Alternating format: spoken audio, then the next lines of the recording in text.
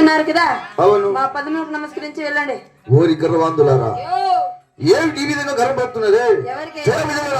నా మాటని ధర్మం లేదా?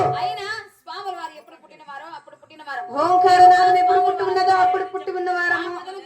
అందుకే మీకు ఈ గర్వం వచ్చి ఉన్నది అనమాట. అంటే మొదటి పూజ మాకు తర్వాత ఎంగిల నమస్కారం. స్వామి వారికి ఓరి గర్వాంధులారా నా మాటని ధర్మం లేదా? శాపం పెట్టదమ్మా. శాపం పెట్టుచున్నారా స్వామి? వలదు స్వామి వలదు. ఉండరా విజయ ఇటు కాదు స్వామి అటు ద్వారం. ఓరి గర్వాంధులారా ఏమిటి పెద్దవాడు ఎందుకు మనం అనుకుంటున్నారా? నీవు పెద్దవాడిగా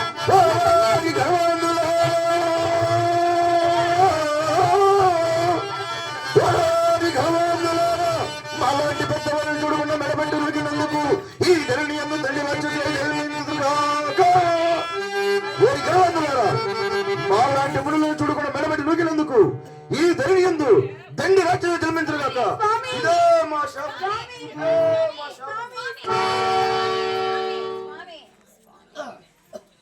విజయ ఎంత పని చేసి ఉన్నావురా? ఎంత పని చేసావురా? ఎవరో దొంగ సన్యాసిని భ్రమించి వారిని మెడపట్టి త్రోసి ఉన్నాము.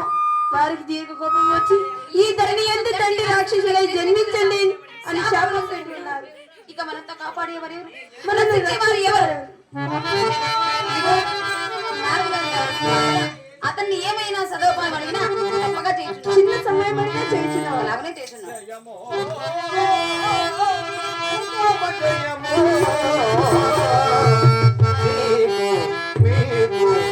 మరణమో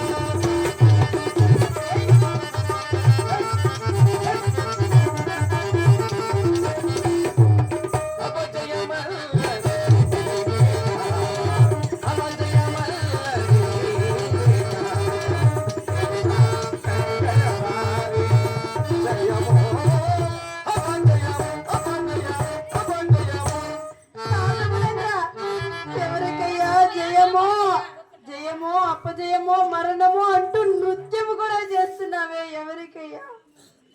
అలా అనేశానా? హరినామ సంకీర్తన